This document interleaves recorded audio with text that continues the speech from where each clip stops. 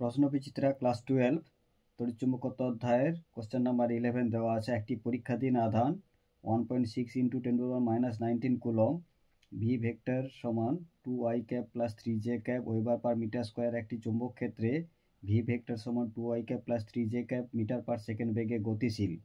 ওই আধানটির ওপর ক্রিয়াশীল বল হবে option A 0 newton, option B 5 newton, option C 7 newton, option D 10 Newton.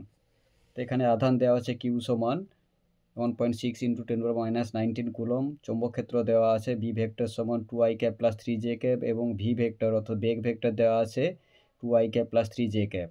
সুতরাং দেখতে পাচ্ছি বেগ ভেক্টর এবং চৌম্বক ক্ষেত্র ভেক্টর উভয় সমান 2i cap plus 3j cap. অতএব আধানের উপর ক্রিয়াশীল বল F সমান হয় Q into V cross B. যেহেতু বি ভেক্টর ভি ভেক্টর সমান তাই বির পরিবর্তে আমরা ভি বসাতে পারি, সুতরাং ক্রিয়াশীল বল হয়ে যাবে Q into V cross V.